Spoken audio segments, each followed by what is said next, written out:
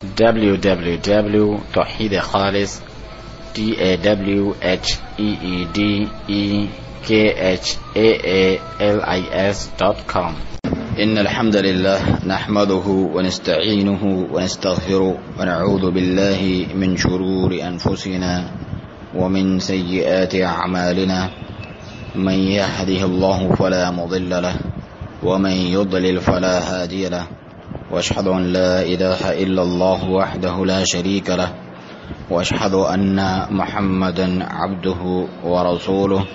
صلی اللہ علیہ وعلى آلہ وصحبہ وسلم تسلیما کثیرا ثم اما بعد. جیسا کہ ساتھی جانتے ہیں کہ مجالس قرآن کریم کے عنوان سے شیخ ربیع بن ہادی المدخلی حفظہ اللہ کے دروس کا سلسلہ جاری ہے. آج المجلس الثالث تیسری مجلس ہم پڑھیں گے، جو کہ شیخ فرماتے ہیں سورۃ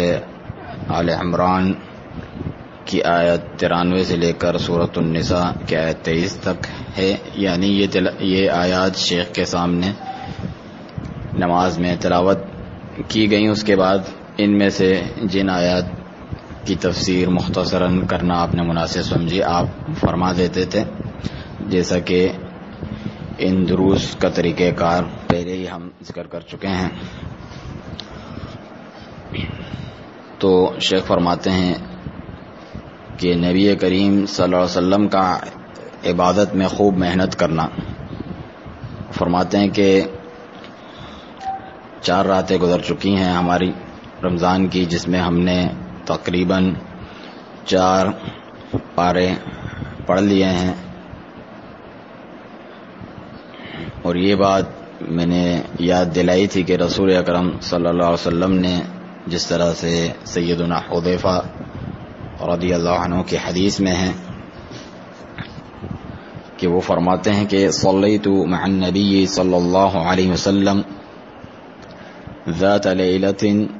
فافتتح البقرۃ، میں نے ایک رات رسول اکرم صلی اللہ علیہ وسلم کے ساتھ نماز پڑھی، یعنی رات میں جب آپ نماز پڑھ رہے تھے قیام اللیل، تو آپ نے سورۃ البقرہ شروع کر دی. فقلت یرکع عند 100، تو میں نے دل میں سوچا کہ آپ 100 آیات تلاوت کر کے رکوع فرما لیں گے. ثم مضى، لیکن آپ چلتے رہے اس سے آگے بھی. فقلت یصلی بها فی رکعۃ، پھر میں نے خیال کیا کہ شاید آپ پوری سورۃ البقرہ اسی رکعت میں پڑھ لیں گے. فمضى، لیکن آپ اس سے بھی آگے بڑھ گئے. فقلت یرکع بها، یعنی آپ اسی سورت کو مکمل پڑھ کے رکوع کر لیں گے سورۃ البقرہ کو. لیکن ثم افتتح النساء فقرأها، اس کے بعد آپ نے بغیر رکوع فرمائے اس کے بعد ہی سورۃ النساء شروع فرما دی. ثم افتتح آل عمران، اور پھر اس کے بعد آپ نے سورۃ آل عمران جو ہے اس کی تلاوت شروع فرما دی. اس حدیث کو مسلم نے روایت کیا ہے. تو شیخ ربیع حفظ اللہ فرماتے ہیں کہ آپ نے یہ 3 طویل ترین صورتیں ایک ہی رکعت میں قرات فرمائی، کیونکہ آپ کو اس وقت عبادت کی لذت محسوس ہو رہی تھی اور قرآن کریم کی تلاوت کی حلاوت آپ محسوس فرما رہے تھے. ساتھ ہی آپ جو بھی اس ایسی آیت سے گزرتے کہ جس میں دعا ہوتی تو آپ دعا فرماتے، جس میں استغفار کا حکم ہوتا تو آپ استغفار فرماتے، اور یہ سارے کام ایک ہی رکعت میں فرماتے. لقد كان لكم في رسول الله اسوة حسنة لمن كان يرجو الله واليوم الآخر. سورۃ الاحزاب میں فرمایا کہ یقیناً ہمیشہ سے رسول اکرم صلی اللہ علیہ وسلم کی ذات میں بہترین نمونہ ہے ہر اس شخص کے لیے جو اللہ تعالی سے ملاقات کی اور آخرت کے دن کی امید رکھتا ہے، اس کا یقین رکھتا ہے، تو اس کے لیے بہترین نمونہ ہے. جو شیخ فرماتے ہیں کہ امت اس کی طاقت نہیں رکھتی، یا بہت سے لوگ اس کی طاقت نہیں رکھتے، لیکن ہمارے ذمہ یہ ہیں کہ ہم اپنی طاقت بھر عمل کی کوشش کریں اور حفظ کریں تلاوت قرآن کی، اسے حفظ کرنے، اس کو غور و تدبر کرنے اس پر اور اس کے فہم کی. اور یہ بھی حدیث یاد دلائی تھی ہم نے کہ سیدنا ابن عباس رضی اللہ عنہما نے خبر دی کہ انہ رقد عند رسول اللہ صلی اللہ علیہ وسلم، ایک مرتبہ وہ رسول اکرم صلی اللہ علیہ وسلم کے پاس ہی سوئے. فاستيقظ تو آپ صلی اللہ علیہ وسلم جو ہے بیدار ہوئے. فتصوک وتوضع، پھر آپ نے مسواک فرمایا اور وضو فرمایا. وہو یقول، اور ساتھ ہی یہ آیت تلاوت فرمائی، ان فی خلق السماوات والارض واختلاف اللیل والنہار لآیات لأولی الالباب. فقرأ هؤلاء الآیات حتی ختم السورہ. سورۃ آل عمران کا غالباً آخری جو رکوع ہے وہ آپ نے تلاوت فرمایا کہ بلا شبہ آسمانوں اور زمین کی پیدائش میں اور دن اور رات کے آنے جانے میں نشانیاں ہیں عقل والوں کے لیے، اور آخر تک جو یہ آیات ہیں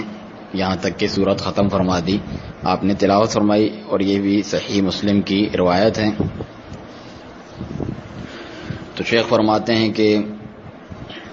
ہمیں چاہیے، ایک انسان کو چاہیے کہ یہ اپنا ورد بنا لے رات کو، کہ جب بھی وہ بیچ رات میں بیدار ہو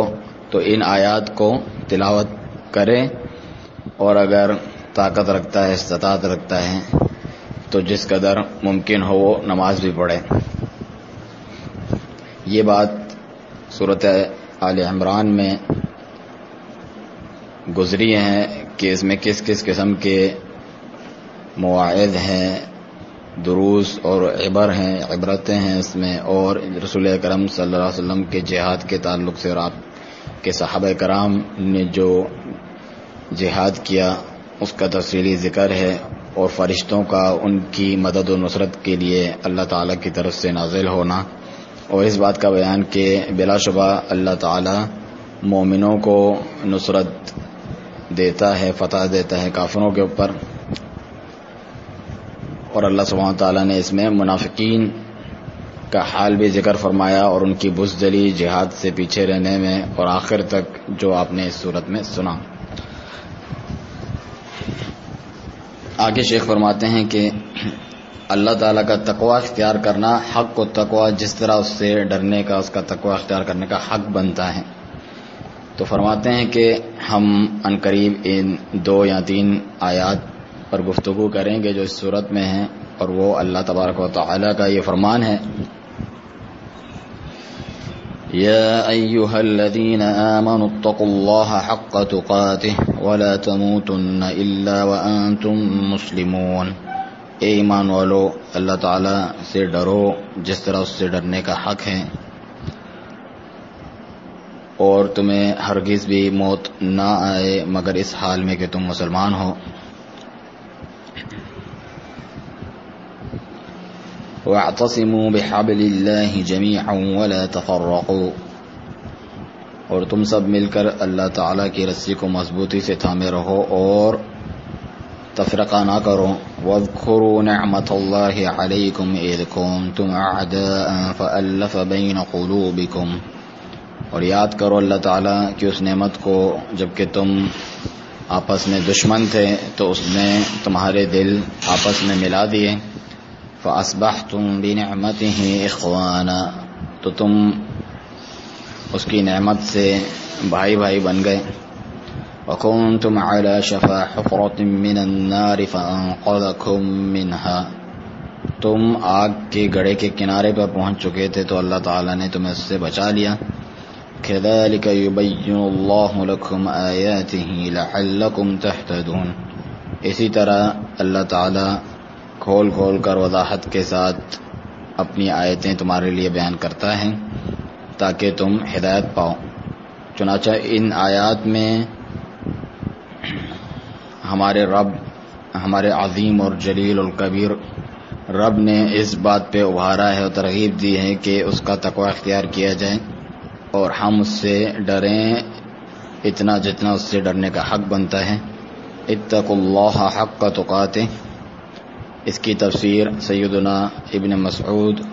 رضی اللہ عنہ نے اپنے اس فرمان سے کی کہ اللہ تعالیٰ سے کا تقوی اختیار کرنا جس طرح اس کا حق بنتا ہے وہ یہ ہے کہ ان یذکر فلا ینسیٰ، کہ اسے ہمیشہ یاد رکھا جائے، کبھی بھلایا نہ جائے. وان یشکر فلا یکفر، اور اس کی شکر گزاری کی جائے اور ناشکری نہ کی جائے. وان یطاع فلا یعصى، اور اس کی فرما برداری کی جائے، نافرمانی نہ کی جائے. اسے حاکم نے روایت کیا ہے اور الطبری نے اپنی تفسیر میں بھی ذکر کیا ہے. چنانچہ یہ جو تفسیر ہے عظیم تفسیر ہے ان آیات کی کہ اللہ تعالیٰ کو یاد رکھا جائے، کبھی بھلایا نہ جائے، اس کی شکر گزاری کی جائے، کبھی ناشکری نہ کی جائے، اور ہمیشہ اس کی فرمانبرداری کی جائے، کبھی نافرمانی نہ کی جائے. اس کی اسناد بالکل صحیح ہے سیدنا عبداللہ بن مسعود رضی اللہ عنہ تک. چنانچہ معنی یہ ہوا کہ اللہ کی اطاعت فرمانبرداری کی جائے جس طرح اس کی اطاعت کا حق ہے، اس سے ڈریں جس طرح اس سے ڈرنے کا اور اس کے تقوی کا حق ہے، اس کی شکر گزاری کریں جس طرح شکر گزاری کا حق ہے. وَلَا تَمُوتُنَّ إِلَّا وَأَنْتُمْ مُسْلِمُونَ، دیکھنا تمہیں ہرگز نہ مرنا مگر اس حال میں کہ تم مسلمان ہو.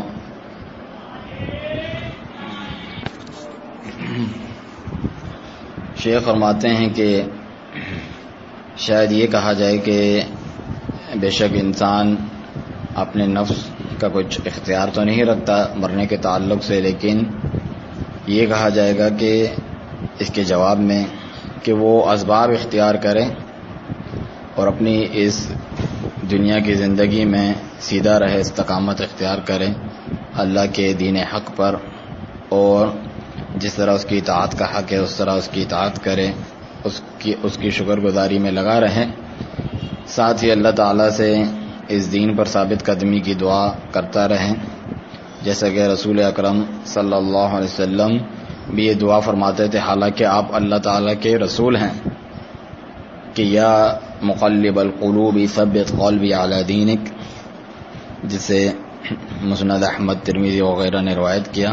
کہ اے دلوں کے پھیرنے والے میرے دل کو اپنے دین پر ثابت قدم رکھنا.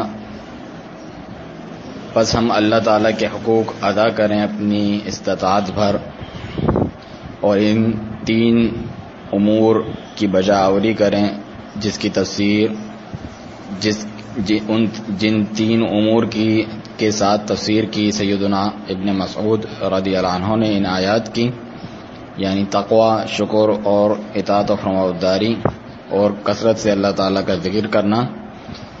چنانچہ اللہ تعالیٰ کی اپنی مخلوق میں یہ سنت رہی ہے کہ انسان جس چیز پر زندگی گزارتا رہتا ہے تو موت بھی اسی پر اس کی آتی ہے، اور جس چیز پر موت آتی ہے اسی کے ساتھ وہ اٹھایا جاتا ہے. اگر آپ اللہ تعالیٰ کی اطاعت، شکر گزاری اور اس کے ذکر میں زندگی گزارتے ہیں تو انشاءاللہ اللہ تعالیٰ آپ کو حسن خاتمہ نصیب فرمائے گا، تو آپ اسلام پر وفات پائیں گے. ہم ان اسباب کو اختیار کریں جن کے ذریعے سے ہمیں یہ نتیجہ حاصل ہو، تو یہ اس کا نتیجہ اور اس کا پھل ہے، اس کا ثمرہ ہے جو کہ بہت عظیم ہے، اور وہ یہ ہے کہ ہم اسلام پر مریں. جبکہ دوسری طرف جو معاصی ہیں، گناہ، نافرمانی اور بدعات ہیں، الیاذ باللہ، ہو سکتا ہے وہ سوء خاتمہ، برے خاتمے کا سبب بن جائیں اور موت انسان کی غیر اسلام پر آئے. چنانچہ جو بدعات ہیں اور کبیرہ گناہ ہیں، کبھی ایسا بھی ہوتا ہے کہ یہ انسان کے برے خاتمے، سوء خاتمے کا سبب بن جاتی ہے، والعیاذ باللہ. ہم اللہ تعالیٰ کی اس سے پناہ طلب کرتے ہیں. چنانچہ اس سے بہت زیادہ آپ خبردار رہیں، ڈریں اور دور رہیں ان گناہوں سے، ان بدعات سے۔ اگر کوئی ان میں سے کسی چیز کے اندر مبتلا ہو بھی گیا ہے تو وہ توبہ میں جلدی کرے، اللہ تعالیٰ کی جانب رجوع لائے۔ اگرچہ اہل بدعت نے اسے دھوکے میں ڈال کر اپنی بدعت میں مبتلا کر دیا ہو یا گناہ اور نافرمانی میں اسے واقع کر دیا ہو،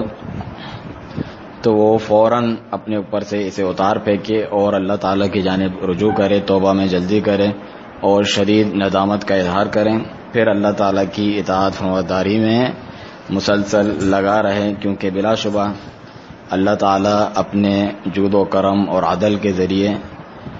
کسی بھی عمل کرنے والے کے عمل کو ضائع نہیں فرماتا۔ آگے ذکر ہے امت کا تفرقہ، اس کا سبب اور اس کا علاج۔ پھر اللہ تعالیٰ کا فرمان ہے وَاعْتَصِمُوا بِحَبْلِ اللَّهِ جَمِيعًا، اور تم سب مل کر اللہ تعالیٰ کی رسی کو مضبوطی سے تھامے رہو۔ یہ جو خطاب ہے یہ پوری ساری امت کو اس کے ذریعے مخاطب کیا گیا ہے تا قیامت، تو انہیں چاہیے کہ اللہ تعالیٰ کی رسی کو سب مل کر مضبوطی سے تھامے رہیں، اس طریقے سے کہ کوئی بھی اس سے پیچھے نہ رہیں، سبھی مل کر اسے تھامے رہیں۔ ہم میں سے ہر ایک مکلف ہے اس عظیم امر کا، اور وہ امر و حکم یہ ہیں کہ الاعتصام بحبل اللہ، اللہ تعالیٰ کی رسی کو مضبوطی سے پکڑنا، اور فرمایا جمیعاً، جو کہ ساری امت کو شامل ہے اور پورے اسلام کو شامل ہے، پورے اسلام کو تھامے رہیں اور ساری امت تھامے رہے۔ فرمایا ادخلوا فی السلم کافہ، سورۃ البقرہ میں، کہ دین میں، اسلام میں پورے کے پورے داخل ہو جاؤ، اسلام میں سے کسی چیز کو نہ چھوڑو، اس سے تمسک اختیار کرو اور اسے مضبوطی سے پکڑے رہو۔ آگے فرمایا ولا تفرقوا، اور تفرقہ نہ کرو، جدا جدا نہ ہو۔ یہ ساری امت کو حکم دیا گیا ہے کہ وہ مضبوطی سے اللہ کے دین کو تھامے، اور ساتھ ہی ان کو نہیں کی گئی ہے، ان کو منع کیا گیا ہے پوری امت کو کہ وہ تفرقہ بازی اور اس کے اسباب سے بچیں۔ امت کو ہرگز بھی تفرقے کا شکار نہیں ہونا چاہیے، کوئی ایسا کام نہ کریں کہ جس سے امت میں تفرقہ پیدا ہو، کیونکہ یہ بہت ہی عظیم اور خطرناک جرم ہے، الیعاذ باللہ۔ تو ہم سب پر یہ بات واجب ہے کہ ہم کوشش کریں بھرپور کہ اللہ تعالیٰ کی رسی کو مضبوطی سے تھامے رہیں، لوگوں کو اس کی جانب دعوت دیں اور انہیں تفرقے بازی سے خبردار کریں، منع کریں۔ اگر کوئی شخص کسی بدعت کا ارتکاب کرتا ہے یا کسی منکر کام میں وہ مبتلا ہوتا ہے تو یہ سبب بنتا ہے تفرقے بازی کی طرف لے جانے کا۔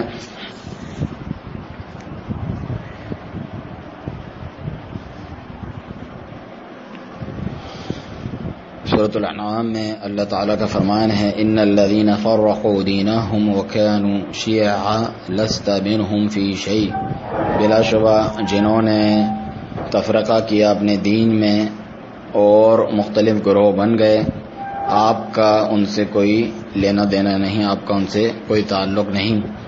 چنانچہ اس آیات میں اللہ تعالیٰ نے اپنے رسول کو ان لوگوں سے بری قرار دیا جو امت میں تفرقہ کرتے ہیں اور دین میں تفرقے بازی کا شکار ہیں۔ یہ دلیل ہے بدعات کی خطرناکی کے بارے میں،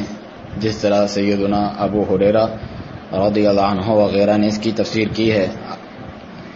تفسیر الطبری آپ اس تعلق سے دیکھ سکتے ہیں،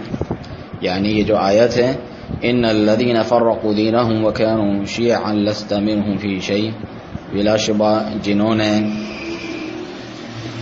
تفرقہ کیا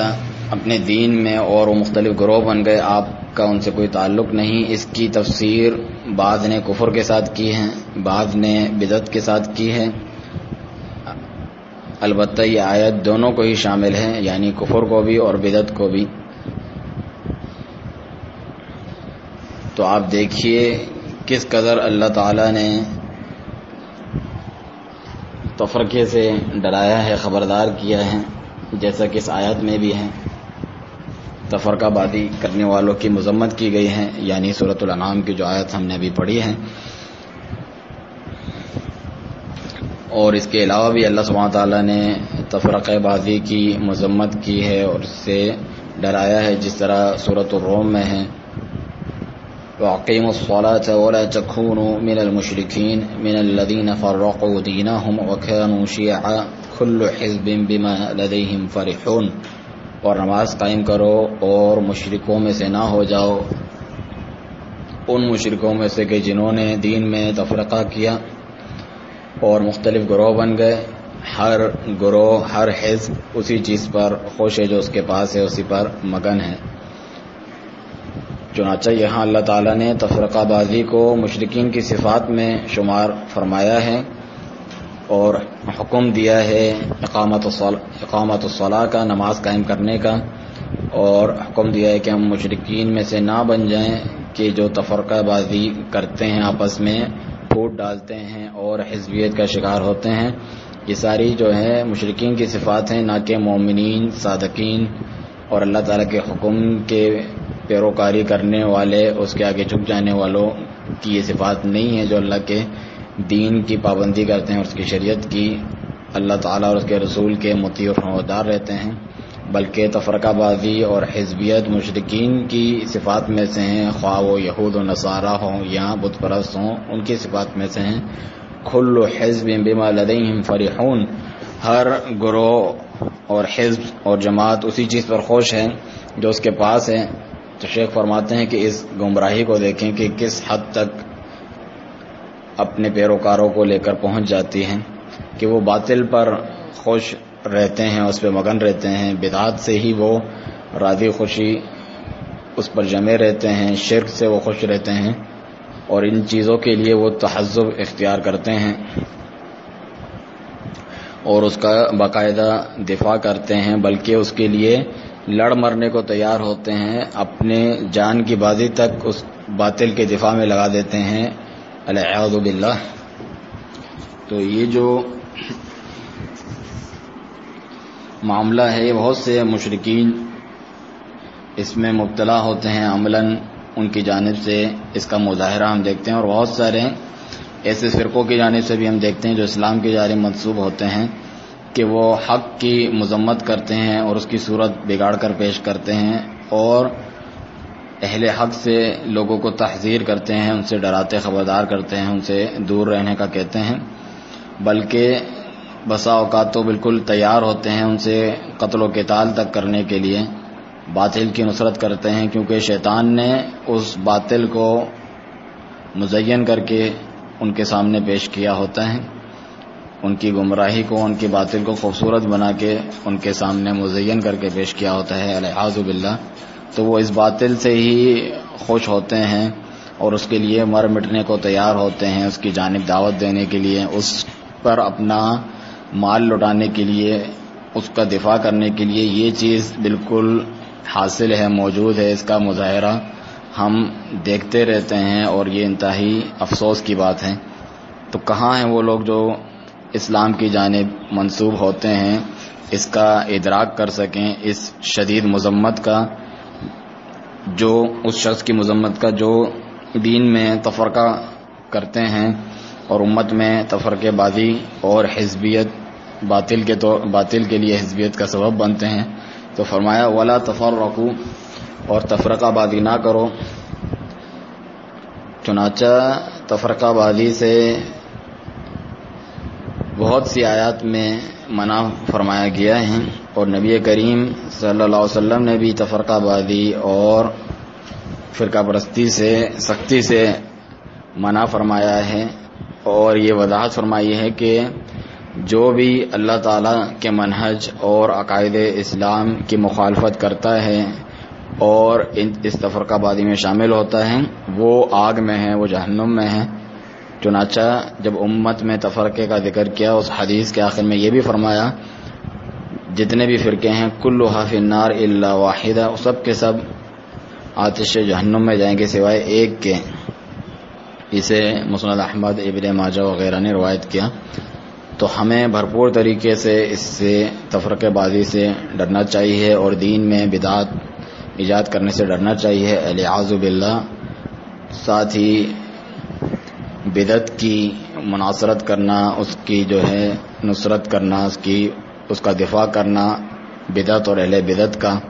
جیسا کہ بہت سے ان لوگوں کی جانب سے یہ حرکت کی جاتی ہے جو سلفیت کا دعویٰ کرتے ہیں،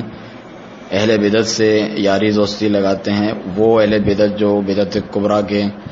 پر گامزن ہیں، ان کے دفاع کے لیے مرے جا رہے ہوتے ہیں اس قسم کے لوگ، اور اہل سنت، حقیقی اہل سنت سے ان کی خاطر لڑ رہے ہوتے ہیں۔ تو ہم اللہ تعالیٰ کی پناہ طلب کرتے ہیں اس برے حال سے اور اس ضلالت اور گمراہی سے۔ فرمایا وَاذْكُرُوا نِعْمَةَ اللَّهِ عَلَيْكُمْ إِذْ كُنْتُمْ أَعْدَاءً فَأَلَّفَ بَيْنَ قُلُوبِكُمْ،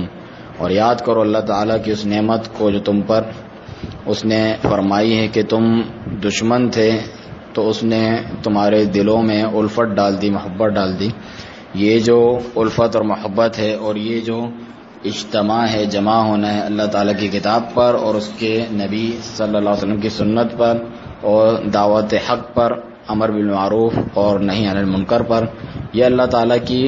اپنے بندوں پر بہت بڑی نعمتوں میں سے ہے۔ دلوں کا باہمی مل جانا، ان میں محبت اور مودت مومنین کے درمیان پیدا ہونا، یہ اللہ تعالیٰ کی عظیم ترین نعمتوں میں سے ہیں جو اس نے اپنے بندوں پر فرمائی ہے۔ چنانچہ اس میں ترغیب ہے اور ابھارا گیا ہے کہ اللہ تعالیٰ کی خاطر آپس میں بھائی چارہ قائم ہو اور اللہ تعالیٰ کی رسی کو سب مل کر مضبوطی سے تھامے رہیں، کیونکہ یہ جو اسلامی اور دینی بھائی چارہ ہے اس کے ثمرات، اس کے نتائج بہت ہی پاکیزہ اور عظیم ہے اس دنیا اور آخرت میں۔ دنیا میں یہ نتیجہ ہے کہ اس کے ذریعے سے مومنین کو قوت، عزت اور کرامت حاصل ہوتی ہے اور دشمنوں پر نصرت اور فتح انہیں حاصل ہوتی ہے، جبکہ آخرت میں اللہ تعالیٰ کی خاطر آپس میں بھائی بن جانے والے، آپس میں بھائی چارہ قائم کرنے والے، محبت کرنے والے جو دنیا میں اللہ تعالیٰ کی خاطر کرتے تھے اور کسی اور غرض سے ان کا آپس میں جو ہے یہ بھائی چارہ نہیں تھا، ان کی فضیلت کے تعلق سے بھی حدیث آئی ہے، جیسا کہ رسول اکرم صلی اللہ علیہ وسلم نے فرمایا، متفق علیہ حدیث صحیح بخاری و مسلم میں، سبعۃ یظلهم اللہ تعالی فی ظلہ یوم لا ظل الا ظلہ، 7 ایسے لوگ ہیں جنہیں اللہ تعالی اپنا سایہ عطا فرمائیں گے اس دن جس دن اس کے سایہ کے سوا کوئی سایہ نہ ہوگا۔ امام عدل و انصاف کرنے والا امام، حکمران، اور شاب نشأ فی عبادت اللہ، اور ایسا نوجوان جس نے اللہ تعالیٰ کی عبادت میں پرورش پائی، ورجل قلبہ معلق فی المساجد، اور ایسا شخص جس کا دل مساجد میں ہی لٹکا ہوا ہے، ورجلان تحابا فی اللہ اجتمع علیہ وتفرق علیہ، اور 2 ایسے شخص جو اللہ تعالیٰ کی ہی خاطر آپس میں محبت کرتے ہیں، اسی پر جمع ہوتے ہیں اور اسی پر جدا ہوتے ہیں، ورجل دعته امرأة ذات منصب وجمال فقال انی اخاف اللہ، اور ایسا شخص جسے ایک بڑے منصب والی اور خوبصورت عورت نے برائی کی طرف دعوت دی تو اس نے یہ کہہ کر جو ہے انکار کر دیا کہ بے شک میں اللہ تعالیٰ سے ڈرتا ہوں، ورجل تصدق بصدقة فأخفاها حتى لا تعلم شماله ما تنفق يمينه، اور ایسا شخص جس نے صدقہ کیا اتنا خفیہ رکھ کر کہ اس کے بائیں ہاتھ کو بھی معلوم نہ چلا کہ اس کے دائیں ہاتھ نے کیا خرچ کیا ہے، ورجل ذکر اللہ خالیا ففاضت عیناہ، اور وہ شخص جس نے تنہائی میں اللہ تعالیٰ کو یاد کیا تو اس کی آنکھیں بہنے لگیں، یعنی آنسو بہ پڑے اس کے اللہ تعالیٰ کے خوف سے اور ندامت سے۔ تو شیخ فرماتے ہیں کہ یہ 7 لوگ ہیں جنہیں اللہ تعالیٰ بروز قیامت سایہ نصیب فرمائیں گے، اور یہاں پر بذلہ ہی اللہ تعالیٰ کے سائے سے مراد ذل العرش ہے، اللہ کے عرش کا سایہ۔ چنانچہ فرمایا کہ 7 ایسے لوگ جنہیں اللہ تعالیٰ اپنا سایہ مہیا فرمائیں گے اس دن جس دن اس کے سائے کے سوا کوئی سایہ نہ ہوگا، یعنی اس کے عرش کے سائے کے سوا. ان میں سے پہلا عدل و انصاف کرنے والا امام حکمران ہے، یعنی جو اللہ تعالیٰ کی شریعت کا التزام کرتا ہے، اس کی پابندی کرتا ہے، اسے مضبوطی سے پکڑتا ہے، حق اور خیر کی نشر و اشاعت کرتا ہے، عدل و انصاف امت میں قائم رکھتا ہے، جہاد فی سبیل اللہ کو قائم رکھتا ہے. یہ امام عادل ہے جو لوگوں پر ظلم نہیں کرتا، نہ حقوق الہی کے تعلق سے اور نہ ہی حقوق العباد کے تعلق سے. تو یہ اللہ تعالیٰ کے عرش کا سایہ پانے والوں میں سے سب سے پہلا ہے اور سر فہرست ہے اس دن جس دن اس کے سوا کوئی سایہ نہ ہوگا. پھر فرمایا وشاب نشا فی عبادت اللہ، یعنی ایسا نوجوان اللہ تعالیٰ کی عبادت میں ہی اس نے اپنی جوانی گزاری، پرورش پائی. تو اللہ تعالیٰ نے اس نوجوان کو توفیق دی جو اللہ تعالیٰ کی عبادت اور اطاعت اور اس کی جو شریعت اسلام ہے اس کے التزام اور پابندی میں اس نے اپنی یہ زندگی گزاری. تو آپ لوگوں کو بھی چاہیے کہ ان شباب میں سے، ان نوجوانوں میں سے آپ ہو جائیں جنہیں اللہ تعالیٰ اس دن سایہ مہیا فرمائے گا جس دن اس کے سائے کے سوا کوئی سایہ نہ ہوگا. اس کی شریعت الہی کی پابندی کیجیے، اللہ تعالیٰ کی رسی کو سب مل کر مضبوطی سے تھامے رہیے اور تفرقہ بازی کا شکار نہ ہوں اور نہ امت کو تفرقے میں مبتلا کریں، نہ بدعات اور ضلالات اور گمراہی میں مبتلا ہوں. اس مناسبت سے کہ یہ بات بھی ہے کہ بعض لوگ اگر جب انہیں اہل سنت کتاب و سنت سے اعتصام یعنی انہیں مضبوطی سے پکڑنے کی جانب دعوت دیتے ہیں تو الٹا وہ اہل سنت کو کہنے لگتے ہیں کہ یہ جو ہے لوگوں میں تفرقے بازی پھیلا رہا ہے. تو شیخ فرماتے ہیں دیکھو کس طرح وہ احوا پرستی، خواہش نفس کی پیروی اور بدعت کی پیروی اور گمراہی کی پیروی کے گڑھے میں گرے ہوئے ہیں. یعنی جو خواہش پرستی ہے، بدعت اور گمراہی کس طرح اپنے ماننے والوں کو اس گڑھے میں گرا دیتی ہے کہ وہ داعیان حق کو جو کتاب و سنت سے اعتصام کی دعوت دیتے ہیں ان پر الٹا تہمت لگاتے ہیں کہ جو لوگوں کو صحیح عقائد اسلامیہ اپنانے اور صحیح مناہج اسلامیہ اپنانے اور کتاب و سنت کو مضبوطی سے تھامنے کی جانب دعوت دیتے ہیں، وہ داعیان حق ان کے تعلق سے یہ کہتے ہیں کہ یہ امت میں تفرقہ پھیلاتے ہیں.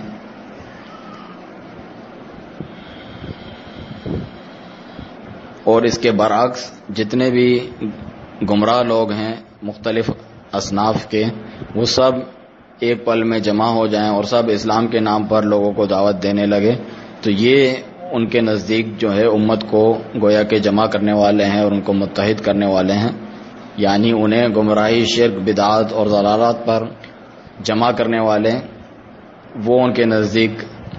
امت کی خیر خواہی چاہنے والے اور اتحاد قائم کرنے والے ہیں. کیا یہ بات مطلوب ہے شریعت اسلامیہ میں؟ شیخ فرماتے ہیں کہ لوگوں کو گمراہی، بدعات اور شرکیات پر جمع کیا جائے. یہ بات تو انتہائی مذموم اور خطرناک ہے اور اللہ تعالیٰ کے اس قول سے باہر نہیں ہے یہ کہ ان الذین فرقوا دینہم وکانوا شیعا لست منہم فی شیء. بلا شبہ جنہوں نے تفرقہ کیا،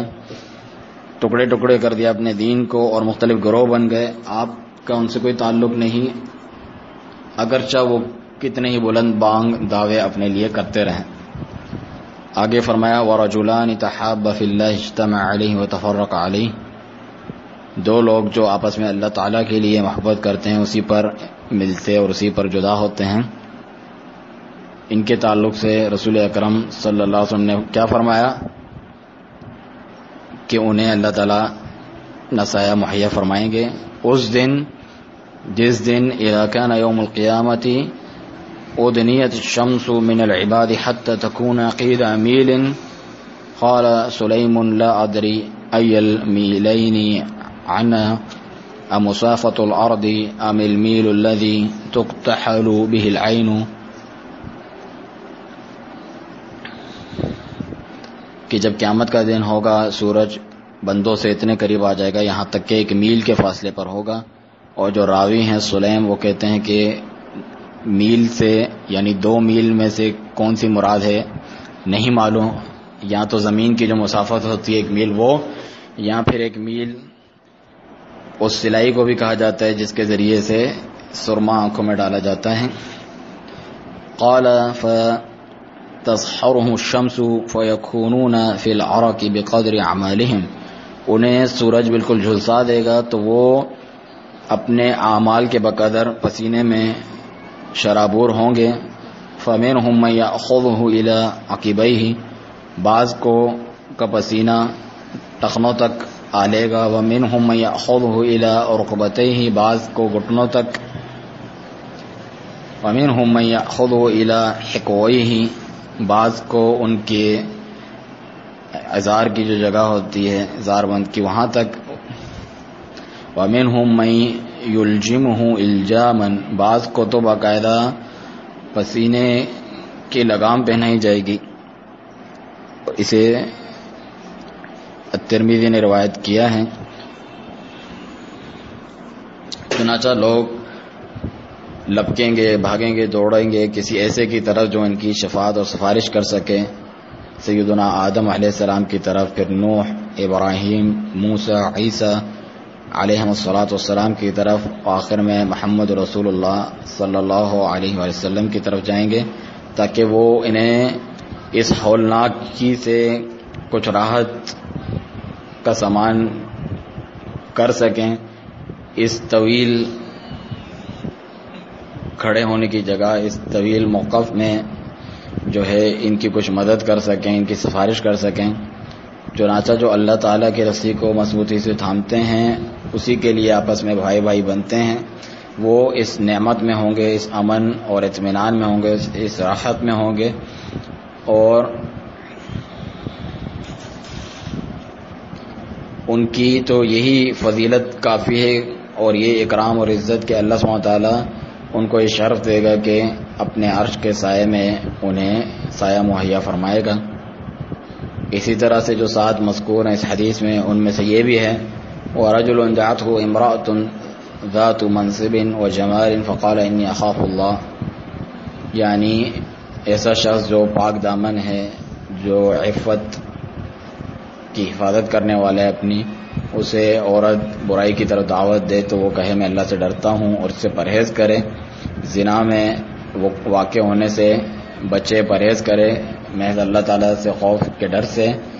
اور اس کے مراقبت سے کہ اللہ تعالیٰ مجھے دیکھ رہا ہے، اور اس دین کو اس کے لیے خالص کرنے کی وجہ سے وہ اس گناہ سے بچ جائے. تو یہ شخص بھی مستحق ہے اس جزا کا رب العالمین کی طرف سے کہ اللہ تعالیٰ اس کو سایہ دیں گے اس دن جس دن کوئی سایہ نہ ہوگا. اسی طرح یہ فرمایا کہ جو شخص وَرَجُلٌ تَصَدَّقَ بِصَدَقَةٍ فَأَخْفَاهَا حَتَّى لَا تَعْلَمَ شِمَالُهُ مَا تُنْفِقُ يَمِينُهُ، یعنی صدقہ خیرات کرنے والا یوں صدقہ کرتا ہے چھپا کر تاکہ وہ ریاکاری سے بچ جائے، اخلاص سے اللہ عز و جل کے لیے کسی بھی قسم کے دکھلاوے اور ریاکاری سے بچتا ہے کہ اس کے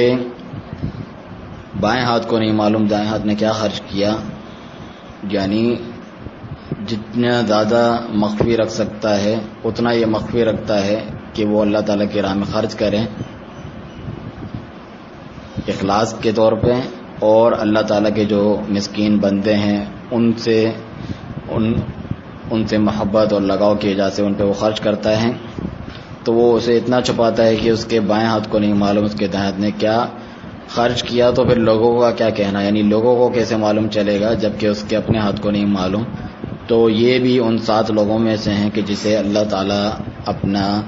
سایہ مہیا فرمائیں گے جس دن کوئی سایہ نہ ہوگا. تو یہ اللہ تعالیٰ کے لیے مخلص ہونے والوں کی جزا ہے. وَرَجُلٌ ذَكَرَ اللَّهَ خَالِيًا فَفَاضَتْ عَيْنَاهُ، ایک شخص جو تنہائی میں اللہ تعالیٰ کو یاد کرتا ہے جیسا کہ رات کے اندھیروں میں، تو اس کے آنسو بے پڑتے ہیں،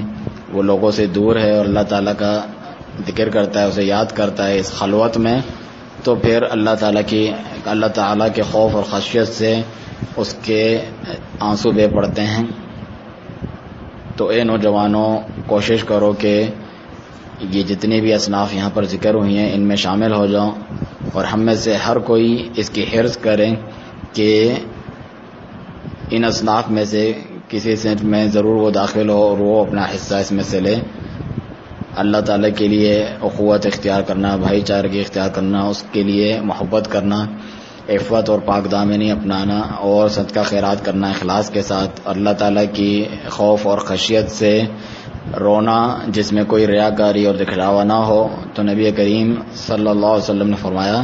کہ اللہ تعالیٰ یہ بھی فرمائیں گے ان اللہ یقول یوم القیامہ، جیسا کہ صحیح مسلم کی روایت ہے، اللہ تعالیٰ بروز قیامت یہ فرمائیں گے کہ این المتحابون بجلالی، میرے عزت اور جلالت کی خاطر آپس میں محبت کرنے والے کہاں ہیں؟ الیوم اظلہم فی ظلی یوم لا ظل الا ظلی، آج میں انہیں اپنے سائے میں جگہ دوں گا اس دن کے میرے سائے کے علاوہ کوئی سایہ نہیں ہوگا. تو میں سلفی نوجوانوں کو اس بات پر ابھارتا ہوں اور اس کی ترغیب دیتا ہوں کہ وہ کسی بھی جگہ پر ہوں اللہ تعالیٰ کی رضا کی خاطر آپس میں محبت کریں اور تفرقے بازی سے، پھوٹ کا شکار ہونے اور اس کے اسباب سے بچیں، دور رہیں. اور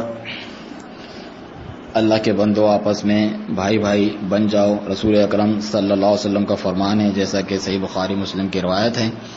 لا تحاسدوا، آپس میں حسد نہ کرو، ولا تباغضوا، آپس میں نفرت نہ کرو، ولا تقاطعوا، آپس میں قطع تعلقی نہ کرو، آپس میں کٹ کے نہ رہو. وکونوا عباد اللہ اخوانا، اور سب اللہ کے بندو آپس میں بھائی بھائی بن جاؤ. تو یہ وہ اسباب ہیں، ان سے شدید طریقے سے آپ بچیں، ہر وہ سبب جو تفرقے بازی کا سبب ہو، اور ساتھ ہی اپنے نبی صلی اللہ علیہ وسلم کی سنت کو مضبوطی سے پکڑے رہیں اپنے جبڑوں کے دانتوں کے ساتھ، جیسا کہ اس کی وصیت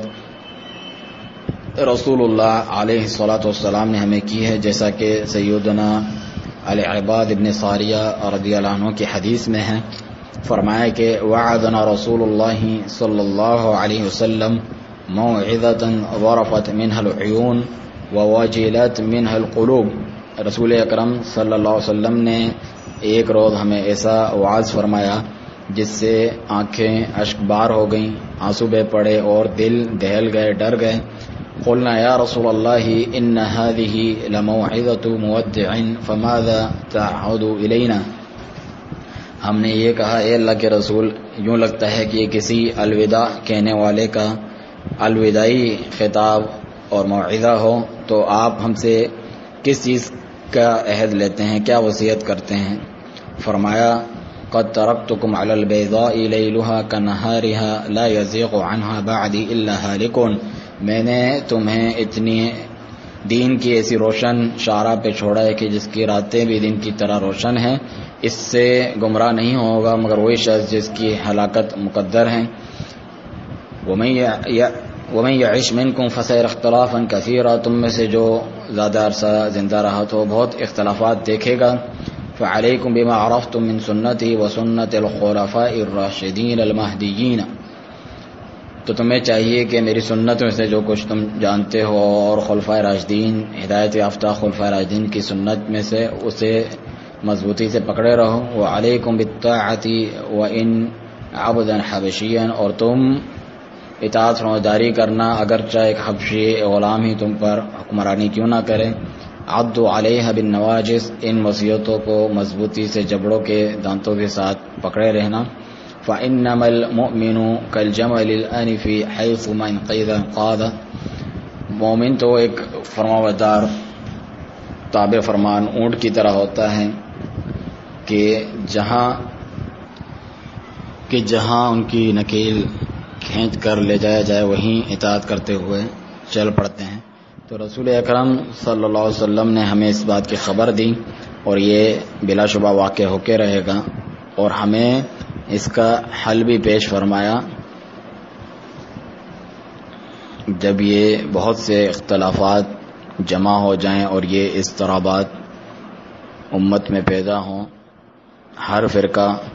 اس بات کا دعوے دار ہو کہ وہی حق پر ہے اور اپنے علاوہ دوسروں کو گمراہ قرار دیتا ہو،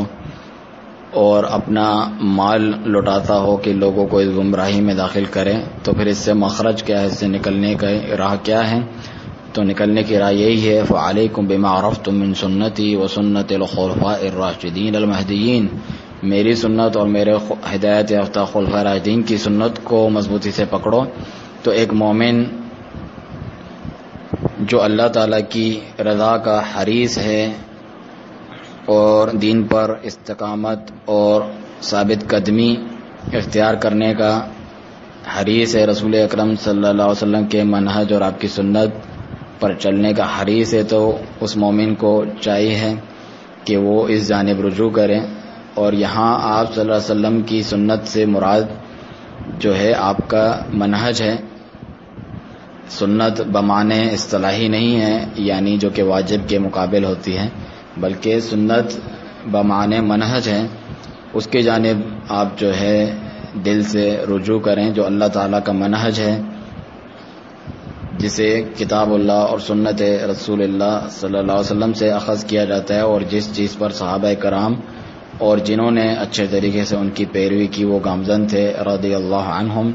فرمانے باری تعالیٰ ہے، والسابقون الاولون من المہاجرین والانصار والذین اتبعوہم باحسان رضی اللہ عنہم ورضوا عنہ،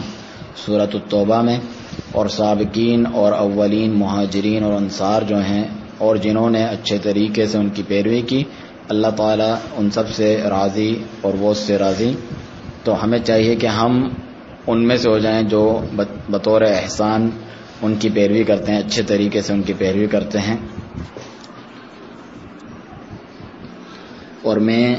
اے نوجوانوں واپس سے اس بات کی تاکید کرتا ہوں آپ کو کہ اللہ تعالیٰ کی رسی کو مضبوطی سے تھامے رہیں اور تفرقے باغزی سے دور رہیں، بھائی چارہ قائم کریں، ان تمام امور عظیم امور کو اپنے آنکھوں کے سامنے رکھیں جو ان چیزوں پر عمل کرنے سے اس امت کو حاصل ہوتی ہے، اس دنیا اور آخرت میں انفرادی طور پر اور اجتماعی طور پہ امت کو یہ عظیم جزا جو آخرت میں ملے گی کہ اللہ تعالیٰ اپنے عرش کا سایہ عطا فرمائیں گے، جس دن اس سایہ کے علاوہ کوئی سایہ نہ ہوگا۔ اگر وہ ان عظیم امور کی پابندی کرتے ہیں، اس کو قائم کرتے ہیں، تو انہیں یہ نصیب ہوگا۔ اللہ تعالیٰ سے دعا ہے کہ ہمیں اور آپ کو اس مبارک طائفہ گروہ میں سے کر دیں۔ بلا شبہ ہمارا رب سننے والا ہے دعاؤں کا۔ وصلی اللہ علی نبینا محمد وعلی آلہ وصحبہ وسلم۔